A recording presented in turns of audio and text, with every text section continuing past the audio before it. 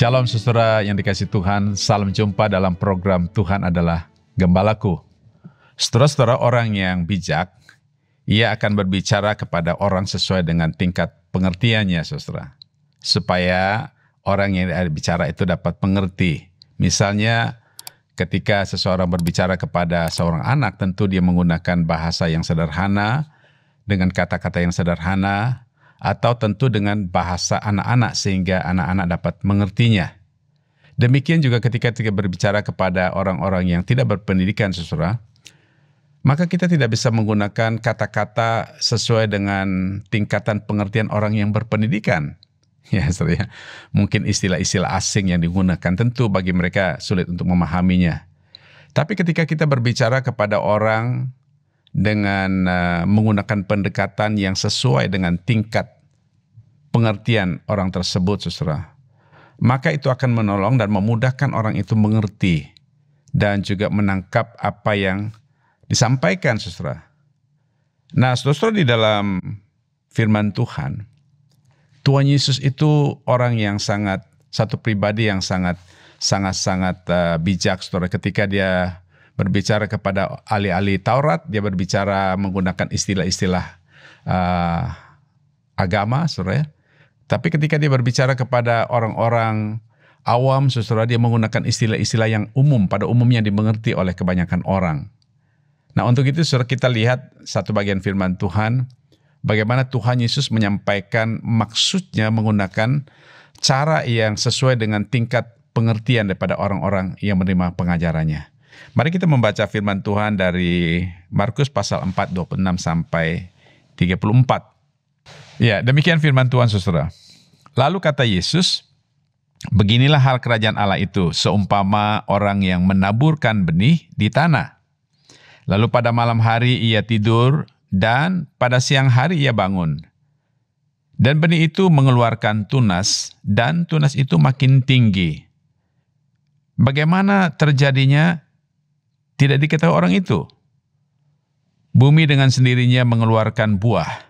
Mula-mula tangkainya, lalu bulirnya. Kemudian butir-butir yang penuh isinya dalam bulir itu.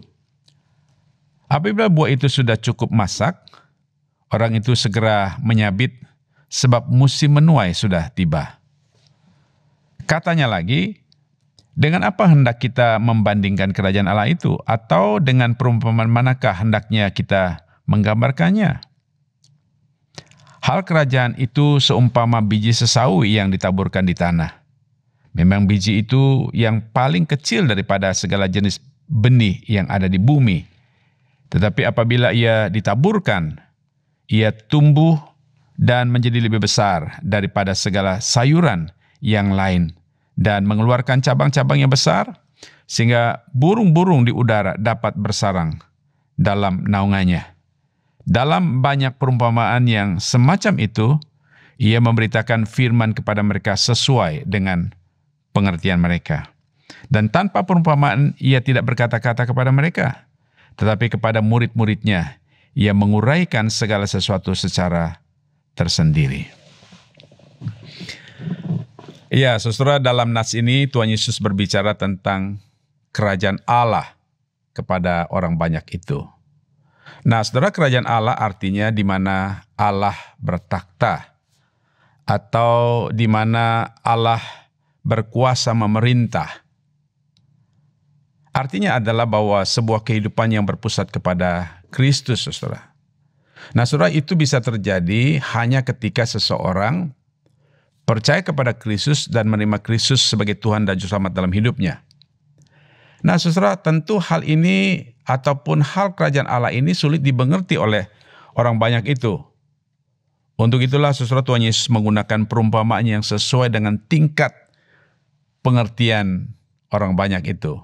Seperti di dalam ayat 33 itu sudah dikatakan, dalam banyak perumpamaan yang semacam itu, ia memberitakan firman kepada mereka sesuai dengan pengertian mereka.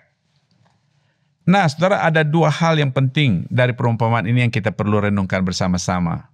Yang pertama adalah, kerajaan Allah itu seumpama orang yang menabur benih di tanah.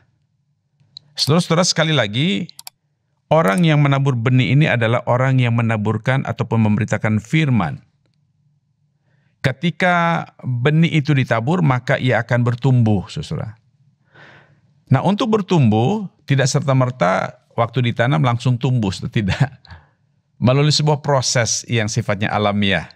Nah, dalam proses bertumbuh itu, saudara, tidak ada seorang pun yang tahu bagaimana proses itu terjadi, ya. Bagaimana proses itu bertumbuh dari benih yang kecil yang ditanam di tanah, lalu kemudian mulai ada bulir-bulir muncul pucuknya, lalu bertumbuh ada batangnya, lalu carang-carangnya, daun-daunnya, dan akhirnya menjadi sebuah tanaman yang besar dan menghasilkan buah, saudara.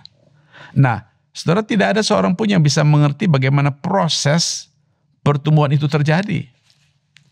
Ya, seperti dikatakan firman Tuhan tadi, penabur itu setelah dia menabur, dia tidur pada malam hari, siang dia bangun kembali, dan dia tahu tanaman itu sudah bertumbuh dengan besar, saudara. Saudara, demikian juga dalam hal menabur benih firman Tuhan. Ketika firman Tuhan disampaikan, saudara, maka firman yang ditabur itu dia akan bertumbuh. Nah, bagaimana proses firman Tuhan itu bertumbuh di dalam hati seseorang? Sekali lagi, saudara, tidak ada seorang pun yang tahu.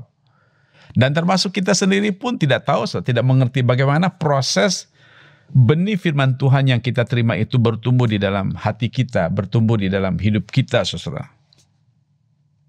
Yang kita tahu adalah ketika kita mendengarkan firman Tuhan, sedikit demi sedikit dalam proses yang sifatnya alamiah, Tuhan mulai bekerja melalui kebenaran firman Tuhan itu untuk mengubah hidup kita. Untuk menjadikan kita semakin hari semakin bertumbuh dan dewasa di dalam Tuhan. Nah, bagaimana prosesnya untuk bertumbuh? Kita tidak tahu.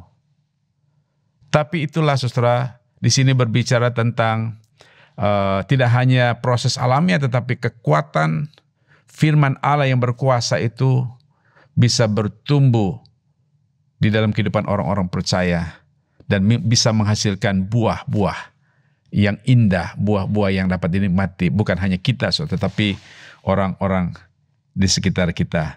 Nah, saudara, mari kita membuka hati kita.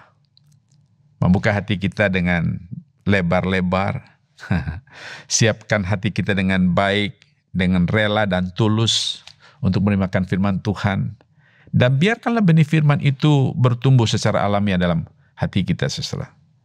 Supaya semakin hari semakin bertumbuh, semakin minggu semakin besar, semakin bulan semakin kuat, dan semakin tahun kita semakin dewasa di dalam Tuhan.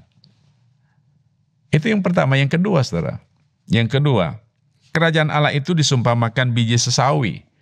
Nah, saudara, di sini dikatakan bahwa biji sesawi itu adalah biji ataupun benih yang sangat kecil, bahkan yang terkecil dari semua benih yang ada di dalam dunia ini.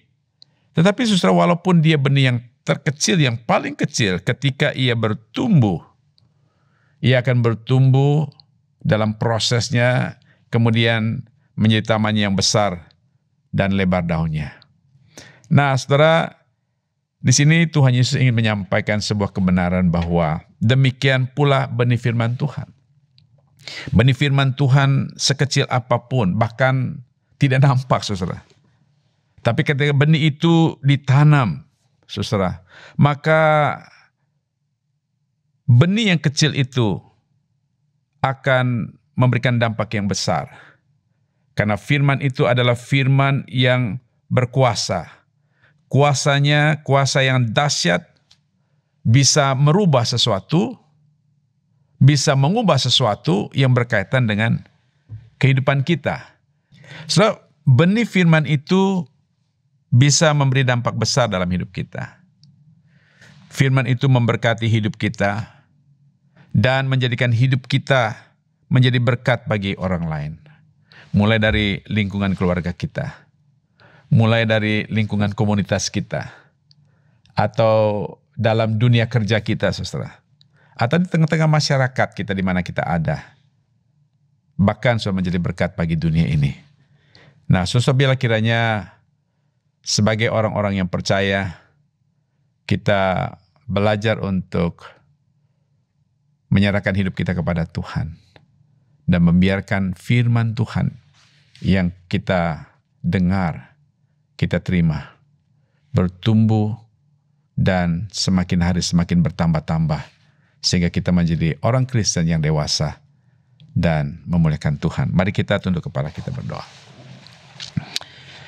Bapa di dalam surga, terima kasih untuk firman-Mu hari ini. Kami bersyukur ya Tuhan untuk firman-Mu yang terus-menerus bekerja dengan kuasa-Mu di dalam kehidupan kami. Sehingga kami dapat mengalami pertumbuhan yang terus-menerus. Sehingga kami juga dapat mengalami kehidupan yang terus diubah oleh Tuhan. Kami juga bersyukur firman-Mu ya Tuhan, yang selalu menuntun kehidupan kami hari lepas hari, memberkati hidup kami, sehingga hidup kami menjadi berkat bagi orang lain. Terima kasih Bapa, dalam nama Tuhan Yesus Kristus kami berdoa. Haleluya. Amin.